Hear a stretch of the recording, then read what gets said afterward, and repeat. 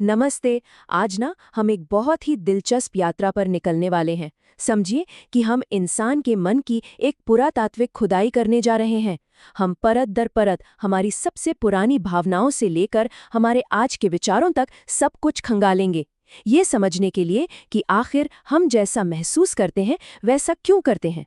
तो चलिए फिर शुरू करते हैं। और इस सफर में हमारा नक्शा होगा ये डायग्राम। हम नीचे से शुरू करके ऊपर की ओर बढ़ेंगे। मतलब सबसे पहले हमारी उन बुनियादी भावनाओं की नींव को देखेंगे जो शायद जानवरों में भी होती हैं, और फिर धीरे धीरे हमारे सबसे उलझे हुए, सबसे जटिल विचारों तक पहुंचेंगे। ये नक्शा हमें ये समझने में मदद करेगा कि कैसे हमारा इमोशनल दिमाग और सोचने वाला दिमाग दोनों एक दूसरे के ऊपर बने हुए हैं, परत दर परत।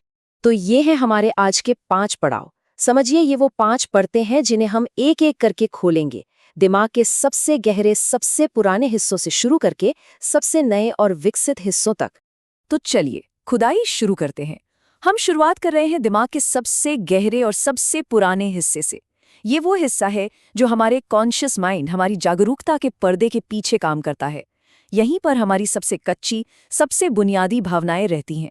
ये जो सिस्टम है ना, ये हमारे इमोशनल वर्ल्ड की नींव है, बिल्कुल बुनियाद। ये हमारे सोचने समझने की शक्ति से भी बहुत पहले से हमारे अंदर है और हमारे व्यवहार को कंट्रोल करते हैं। मतलब ये भावनाएं हम सीखते नहीं हैं, ये पैदाइशी होती हैं, हमारे अंदर पहले से ही मौजूद। इस कार्टून से ये बात बहुत अच्छे से समझ आती है कि डर जैसी एक प्राइमरी इमोशन, एक बुनियादी भावना कैसे काम करती है। ये एक बहुत ही पावरफुल सिस्टम है जो सोचने समझने का मौका ही नहीं देता। जब ये एक्टिवेट होता है ना, तो हमारा शरीर सोचने से पहले ही रिएक्ट कर देता है। ये प्योर सर्वाइवल इंस्टिंक्ट है, बस जिंदा रहने की लड़ाई। चलिए अब एक परत और ऊपर चलते हैं। अब बात होगी उन केमिकल्स की, उन न्यूरोकेमिकल्स की जो दिमाग की एक्टिविटी को हमारी फीलिंग्स में बदलते हैं, जिन्हें हम महसूस करते हैं। कह सकते हैं कि ये हमारे दिमाग के केमिकल मैसेंजर्स हैं। यहाँ स्क्रीन पर 4 मेन प्लेयर्स हैं। डोपामाइन, जो हमें किसी काम को करने के लिए उकसाता है। सेरोटोनिन, जो हमें शांत और अच्छा महसूस कराता है। ऑक्सीटोसिन, जो हमें दूसरों से जोड़ता है। और एंडोर्फिन, जो दर्द कम करता है। एक तरह से यही हमारे इमोशनल वर्ल्ड की केमिकल भाषा है। तो याद रखने वाली बात यह है कि बस ये 4 केमिकल सिस्टम्स ही हैं जो हमारी रोजमर्रा की फीलिंग्स को बनाते बिगाड़ते हैं, हमारी खुशी से लेकर हमारे रिश्तों तक सब कुछ। अगर हम ये समझ जाएं कि ये काम कैसे करते हैं, तो ये समझना बहुत आसान हो जाएगा कि हम जैसा महसूस करते हैं वैसा क्यों करते हैं। ठीक है, तो अब हम मन की दूसरी परत पर आ गए हैं। इसे कहते हैं सेकेंडरी प्रोसेस लर्निंग, और इसे चलाता है उम्मीद का, एंटिसिपेशन का एक बहुत ही पावरफुल इंजन। ये वो लेवल है जहां हमारी बुनियादी इच्छाएं दुनिया के बारे में सीखना शुरू करते हैं। अब समझते हैं इस सीकिंग सिस्टम को। ये हमारे अंदर की वो बेचैनी है जो हमें कुछ खोजने, कुछ पाने के लिए मजबूर करती है। यही हमारी जिज्ञासा, हमारी चाहत और यहाँ तक कि हमारी लत के पीछे का कारण है। ये दिमाग का वो हिस्सा है जो हमेशा और चाहता है, और इसे एनर्जी मिलती है इनाम की उम्मीद से। और यहाँ एक बहुत ज़रूरी फ़र्क समझना होगा।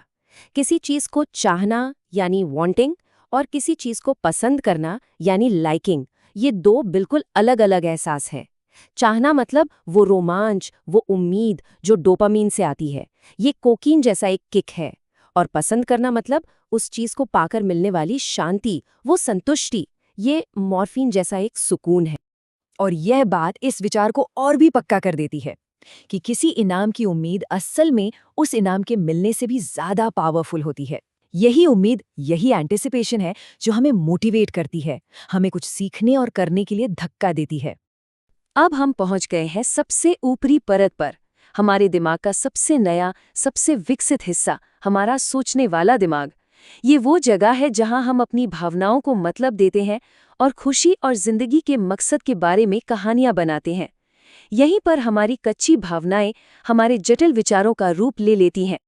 और यहीं आकर हम एक अजीब से विरोधाभास, एक पैराडॉक्स का सामना करते हैं। हमारा दिमाग हमेशा खुशी के पीछे भागता रहता है ना? पर क्या कभी ऐसा हो सकता है कि खुशी के पीछे भागना ही हमारे दुख का सबसे बड़ा कारण बन जाए? आजकल साइकोलॉजी में भी एक बड़ा बदलाव देखने को मिल रहा है। अब फोकस सिर्फ पल भर की खुशी पर नहीं है, बल्कि जिंदगी में एक गहरे मतलब, एक पर्पस को खोजने पर है। देखिए, खुशी तो आती जाती रहती है, लेकिन अगर जिंदगी में कोई मकसद हो तो वो एक लंगर की तरह काम करता है जो हमें जिंदगी के हर उतार चढ़ाव में संभाले रखता है। और सच तो ये है कि हमारा ये सोचने वाला दिमाग और आज की ये कनेक्ट हुई दुनिया हमारे लिए नई नई मुश्किलें खड़ी कर रही है। हम सोशल मीडिया पर लगातार अपनी तुलना दूसरों से करते रहते हैं। हम पल भर के मज़े को असली खुशी समझ बैठते हैं और हम दुख, उदासी जैसी मुश्किल भावनाओं से भागते हैं, जबकि असल में वही हमें आगे बढ़ने में मदद कर सकती हैं। तो सवाल ये उठता है कि मन के इन सभी परतों को समझने के बाद हम इनके साथ मिलकर कैसे काम कर सकते हैं, बजाय इनके खिलाफ लड़ने के। तो इस आखिरी सेक्शन में हम कुछ प्रैक्टिकल तरीकों पर बात करेंगे।